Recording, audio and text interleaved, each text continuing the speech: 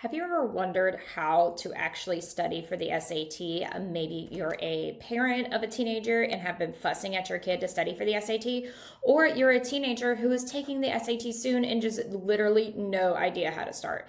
My name is Rebecca Beard and I own NicevilleTutoring. We work a lot with students in person and online on SAT, ACT, CLT, PERT, and pretty much everything else under the sun tutoring. But that being said, today's whole goal is how to actually study for the SAT. This could be done independently, this could be done with a tutor, but my goal is to better equip students and just assist them in their preparations. I see a lot of students that come see us that do not know how to study and they just need a little bit of help and guidance, and this is what I suggest to almost everyone.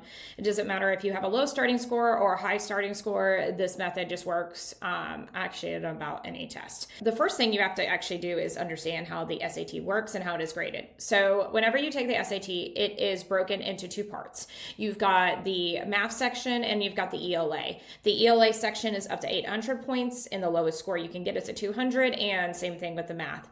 The test actually starts out with the ELA section. It's broken down into two modules that are pretty much locked as you go. So what that means is whenever you open up the SAT exam, you open up module 1 and you pretty much start in the middle zone of the SAT, which is nice.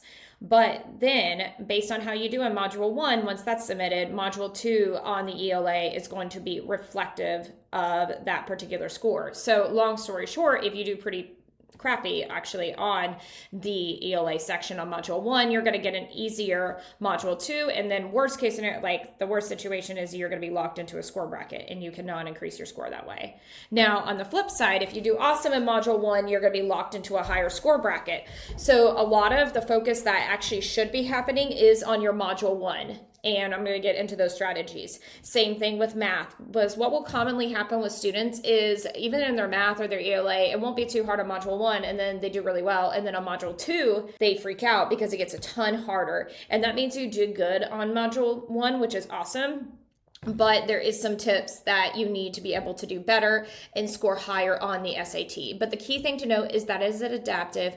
Most of the weight is in Module 1 on both the math and the ELA section. So the other things that are really good to know is the ELA section is broken into 4 categories. Most of it is going to be vocab, grammar, and some long reading passages. Long as in they're about a paragraph or so at max. And then there's rhetorical analysis, which are bulleted lists. Some of the easiest ones are going to be sometimes the vocab, but the grammar section, hands down, is actually one of the easiest sections to improve if you are studying. And then the rhetorical analysis or the bulleted list sections are going to be kind of a gold mine. On the math is very different. So on the score report, it's going to have broken into 4 categories. And on the math that you need to know is that the Algebra 1 section and the advanced math section, which is pretty much Algebra 2, is going to be 70% of your math score. So we'll have students come to us. For example, they're like, I'm missing every single geometry problem. I was like, that stinks, but most of the time geometry is only 15% of your math score. So it's not going to be a lot of fruit to really harp down on every single geometry concept. You really want to make sure that you're strong in Algebra 1 and Algebra 2. And then the extra high questions are great, but they're not needed to just get a good starting score. And so it's really helpful when I work with students to kind of flesh out what they're actually looking at with the SAT and how to do it. Other key things to note with the SAT structure is that there's a built-in graphing calculator called Desmos. It pretty much does everything that the Desmos.com calculator does. It is beautiful, it's helpful, but hands down, please show up with one of these two, because the best situation is to tag team between the 2 calculators. There's also a reference sheet on the math test. It's not that helpful, in all honesty. You use it occasionally, but most of the formulas need to be up in your head. So just there's kind of your basic rundown. The test takes about 2-ish hours, and if you have stated time, then it wavers from there. Okay, so all that being said, you do need to know that to know how to study, but this is how you actually study. 1, completed practice tests. I don't care if you have done the test before. It actually makes a difference. All of my students, we work on our practice test together the first time we meet. We don't do it all at once. Or I suggest they complete it before. And how that looks is similar to this. So if a student is studying independently, this is what I would suggest. I would take a time where I would block out, I would throw this dumb phone away, and then I would block out and focus time to do a full length practice test and style it just like you would. If you need resources, we have a whole link tree below that's going to have options for tutoring, but it's got to have a free access to an SAT platform as well. And also the Blue Book has tons of free practice tests too, but please note the Blue Book practice tests, some of them are slightly easier than the real test, but still great to practice on. Once you complete that practice test, this is where the real work begins. We don't just like focus on our school report or anything like that. It's good to know, but it's kind of a baseline. One of the best things to do from that point is on a separate time, so you're not burnt out, is to go ahead and work back through each of the problems that you missed, or even the ones that you were a little bit stuck on. Whenever I first give a practice test to students, I actually find it helpful to print it out instead of doing a digital version, because it's way easier to like write up on the paper, but you got to do what works for you. But what I mean by that is each of the problems that you missed, you need to go back and resolve them and figure out why you missed them. And if you are not writing anything down, you're kind of wasting your time. And what I mean by that is as I'm actively going back to the problems, and I do this to myself too, is I'm like, okay, I missed, let's say, number 2 on the math test. I'm like, why did I miss it? I need to go back and resolve it. And then I need to write down on my paper what I need to remember. I don't need to remember the whole dang problem, but I do need to remember maybe the slope formula or something like that, or what I need to do next time. So I write myself a note on my record of errors and I move on. If you do not write your stuff down, you will not increase your score. I have been wrong before, but part of studying, and tons of scientific research out there proves you got to write stuff down. And don't believe me, I am a huge AI junkie, and I'm still constantly walking around with a notebook and writing stuff down because it helps organize my brain and helps me remember things.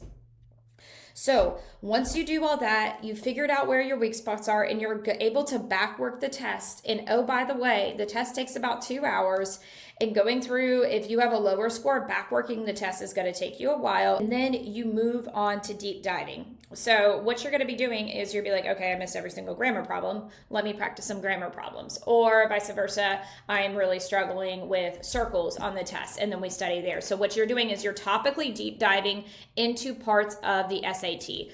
Like I mentioned, we have an AI platform that goes into that really well and does in little 5-question increments using AI to adjust it as you go. Super helpful, but you can also do that manually too.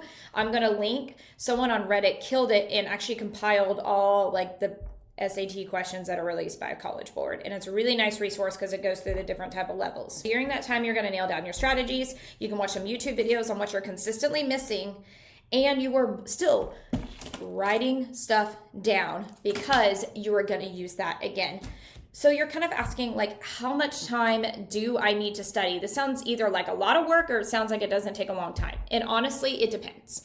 So a really good score increase with aggressive studying is anywhere from 100 to 200 points per test. If you're scoring higher to start with, anywhere from 50 to 80 points per test is awesome, depending on where you view scoring high is. Now, if you're much lower, then you can have obviously faster score gains and go from there. But you have to set the precedent that this might take more than one test unless you have a ton of time to study.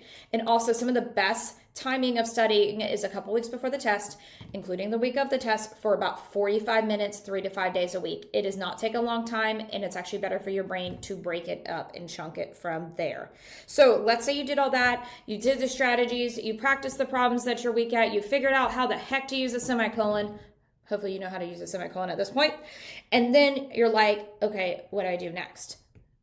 You rinse and repeat. And this is painful, but then you do another practice test. And then you solve all the things they did. And you back solve and you write down your errors and you go from there. It just takes a long time to go ahead and compile and organize all your errors. It is painful, but I promise you it is satisfying and it works, because the more you do it and the more you focus on actual real practice tests and real SAT questions, the more your score will increase. Because what will happen is, one, of course, you'll figure out how to solve things, you'll figure out how the ELA section works and all that good stuff. But at the same time, you are building your confidence, you are decreasing your stress load as you are going into test day, and you are likely going to score better. Obviously, there's flukes, but that being said, putting in some real hard effort and focused effort really does go a long way on this test and can go a really long way for you or your child's future.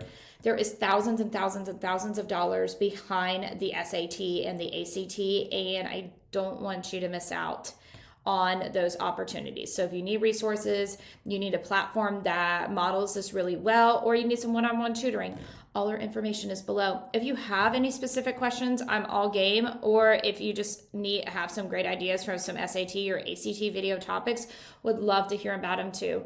Thanks again, and please do not forget to like and subscribe.